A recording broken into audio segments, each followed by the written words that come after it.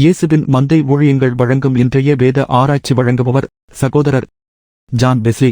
ஆண்டவராகிய இயேசு கிறிஸ்துவின் ஈடு இணையற்ற நாமத்தினாலே உங்கள் அனைவருக்கும் அன்பான வாழ்த்துக்கள். இந்த நாளுக்கான வேத வசனம் 1 சாமுவேலின் புத்தகம் 17ஆம் அதிகாரம் 29ஆம் வசனம். அதற்கு தாவீது, நான் இப்பொழுது செய்தது என்ன? நான் வந்ததற்கு முகாந்திரம் இல்லையா?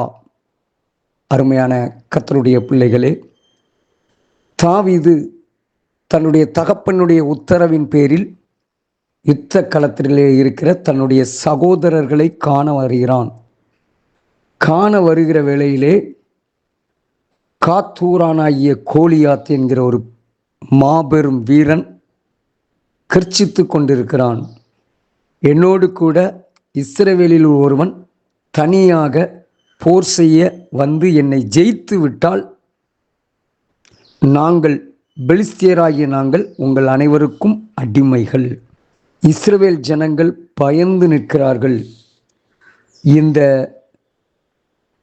காத்தூரானாகிய கோலியாத்தை குறித்து சொல்லப்பட்டிருக்கிறது. அவனுடைய உயரம் 6 முழமும் 1 ஜானுமாம். அவன் வெண்கல சிராவை போட்டு ஒரு போர்க்கவசத்தை தரித்து கொண்டிருப்பான். எல்லாம் பயங்கரமான பிரம்மாண்டமாய் நின்றான். அவனை கண்டு இஸ்ரவேலர் பயந்து ஓடினார்கள். ஆனால் தாவீதோ இந்த செய்தியை கேட்டபோது, இஸ்ரவேலர்கள் இந்த பெலிஸ்தேனுக்கு பயப்படுவதா? விருத்த சேதனம் இல்லாத இந்த பெலிஸ்தேன் எம்மாத்திரம் ஜீவனுள்ள தேவனுக்கு முன்பதாக? நான் வனாந்தரத்திலே ஆடுகளை மேய்த்தபோது சிங்கத்தையும் கரடியையும் கொன்றேன். இந்த விருத்த சேதனம் இல்லாத பெலிஸ்தேனும் அதில் ஒருவனைப் போலதான், ஒன்றைப் போல காணப்படுவான் என்று ராஜாவாகிய சவுலிடத்தில் முழக்கமிடுகிறான். இதை கண்ட அவனுடைய தாவீதினுடைய சகோதரர்கள் அவனை எதிர்த்து பேசுகிறார்கள். நீ எவ்வளவு தைரியமாய் யுத்தத்தை வேடிக்கை பார்ப்பதற்காக வந்திருக்கிறாய் என்று. அப்பொழுது அவன் சொல்கிறான், நான் வேடிக்கை பார்க்க வரவில்லை, நான் வந்ததற்கு முகாந்திரம் இல்லையோ, தகப்பன் அனுப்பி நான் வந்தவன் என்று தைரியமாக தன்னுடைய சகோதரர்களிடத்திலே சொல்லுகிறான். யுத்த களத்தில் இறங்குவதற்கும் துணிந்து விட்டான். அருமையான கர்த்தருடைய பிள்ளைகளே, நம்முடைய வாழ்க்கையிலும் அநேக பாடுகள், அநேக போராட்டங்கள், அநேக சோர்வுகள், அநேக மனிதர்களுடைய வார்த்தைகள் நம்மை உருவ குத்தி கொண்டிருக்கலாம். எல்லாவற்றுக்கும் ஒரு முகாந்திரம் இருக்கிறது. ஆம், ஒரு குயவன் கையில் உள்ள களிமண் நாம். அவன் அதை வணைகிறான், அதை உடைக்கிறான், அதை மறுபடியுமாக அதை சீர் செய்கிறான். எல்லாவற்றுக்கும் ஒரு முகாந்திரம் உண்டு. ஏன்? அந்த குயவன் கையில் உள்ள பாத்திரம் மிக நேர்த்தியாக, அழகாக, பிரயோஜனம் உள்ளதாய் காணப்பட வேண்டும் என்று கால வேளையில் இந்த செய்தியை கேட்டுக்கொண்டிருக்கிற அருமையான கர்த்தருடைய பிள்ளைகளே, உங்கள் வாழ்க்கையில் சில காரியங்கள் நிகழ்ந்து கொண்டிருக்கலாம், சில சம்பவங்கள் நிகழ்ந்து கொண்டிருக்கலாம். இவைகளை கண்டு நாம் சோர்ந்து போக வேண்டாம். ஏன் எனக்கு என்று சொல்லி திகைக்க வேண்டாம்.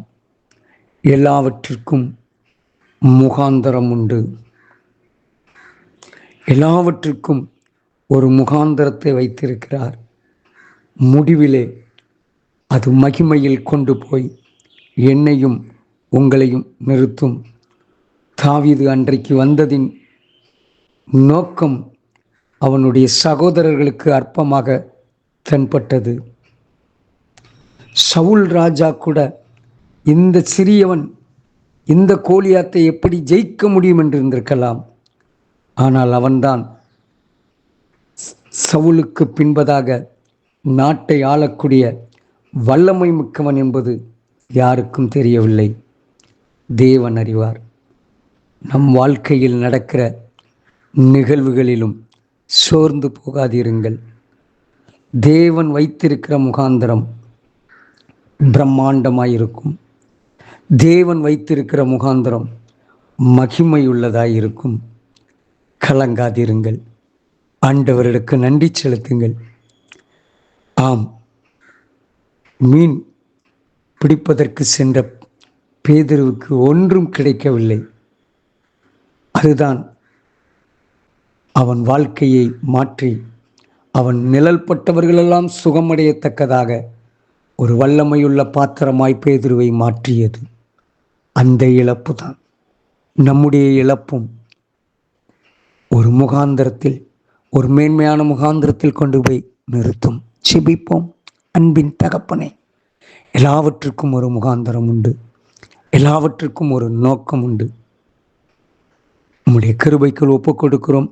கர்த்தர் உங்களை ஆசீர்வதிப்பாராக. God bless you. ஆமென்.